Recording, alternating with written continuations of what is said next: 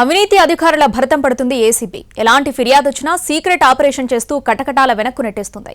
పేదలను జలగల్లా పీకు తింటున్న లంచగొండల ఆట కట్టిస్తున్నారు అధికారులు. ఆదిలాబాద్ జిల్లాలో ACB దూకుడుపై oh report.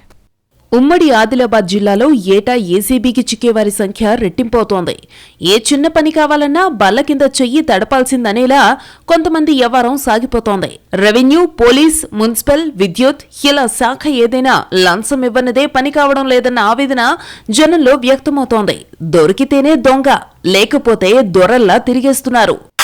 In the hills, up the street, down the valley, by the sea, palaces and high streets, countrysides and SCZs.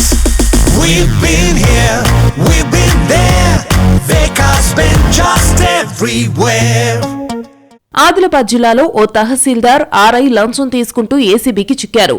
ఆ తర్వాత నిర్మల్ జిల్లాలో ఓ ఎస్ఐ, ఓ తహసీల్దార్ ఏసీబీకి పట్టుబడ్డారు.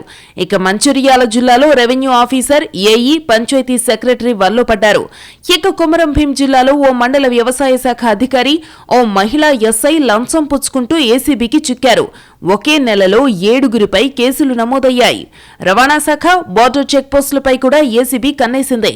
అక్కడ జరుగుతున్న అవినీతి బాగోతాలపై స్పెషల్ డ్రైవ్ నిర్వహించి కరప్షన్ కింగ్లను కటకటాల్లోకి పంపింది. నిర్మల్ సబ్ రిజిస్ట్రార్ ఆఫీసులో కూడా డబ్బులు తీసుకుంటున్న జూనియర్ అసిస్టెంట్ ను పట్టేసింది ఏసీబీ. ఇలా ఈ జిల్లా ఆ జిల్లా, ఈ శాఖ ఆ శాఖ అనేది కాదు, పెద్ద సారా చిన్న సారా అనే భేదం కూడా లేదు. పని కావాలంటే పైసా ముట్టాలనే పరిస్థితి కొన్ని చోట్ల తయారైంది. దీంతో దూకుడు పెంచిన ఏసీబీ అన్ని శాఖల్లో జరిగే అవినీతి, లంచగొండిలు, వేలకు వేలు జీతాలు తీసుకుని కక్కుర్తిపడే లంచావతారుల ఆట కట్టిస్తున్నారు.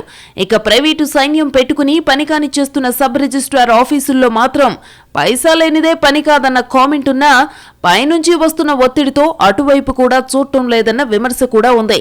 అది కూడా నెరవేరిస్తే ప్రజలు సంతోషంగా ఆఫీసులకు వెళ్లగలుగుతారు.